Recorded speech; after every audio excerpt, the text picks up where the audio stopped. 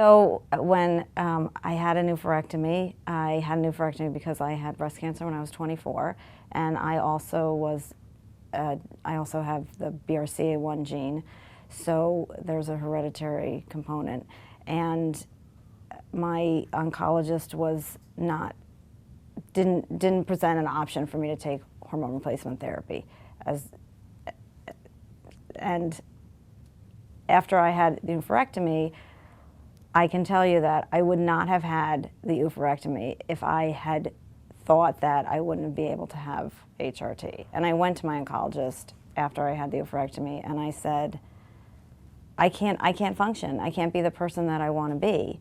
And I pushed back, and the response I got was, because I happened to be hormone replacement negative, hormone receptor negative, my tumor wasn't something that was as affected by hormones, but I know that I'm taking a risk by taking the hormone therapy, but I felt that I was facing a greater risk by not taking it because my quality of life was just abysmal. And I don't think that's the case, obviously not for everybody, but I think women should have the options and the knowledge to make an informed decision. And I think it's very patronizing to tell women who are facing an increased risk of breast cancer because they have a genetic mutation that they are not capable of weighing the risks and benefits and making that decision on their own. And I'm eternally grateful for Dr. Simon for going over the statistical evidence and the medical data and presenting me with an option.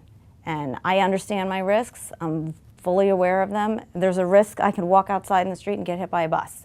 So I understand the risks, and for me, it's a decision that I wanted to make and that I'm comfortable making and that I'm conscious of every day. I'm conscious of the risks and I'm conscious of the benefits. And I would never, ever tell another woman how to weigh the risks and benefits. That's a purely personal decision that every woman needs to make on her own. But every woman needs to be given the opportunity to make that decision, and every woman needs to be trusted. And I think it's incredibly patronizing in this day and age for the medical community not to give women that choice.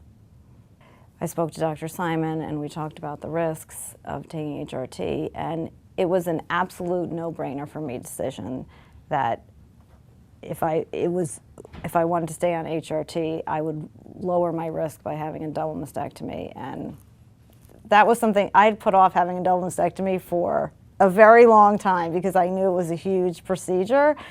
And once something tipped in its balance to make it worthwhile, and being on HRT and being able to get rid of my breast, and so lowering my risk of a recurrence or a new breast cancer, made it a very easy decision for me. And so I went on HRT 6 months after I had a oophorectomy, and within 6 months I had a double mastectomy. And I've never looked back, and I'm very, very happy with the decisions that I made, and I'm really grateful that I had the choice to make the decision that was right for me. And I would just like to see other women be informed about the choices so that they can make the decision that's right for them.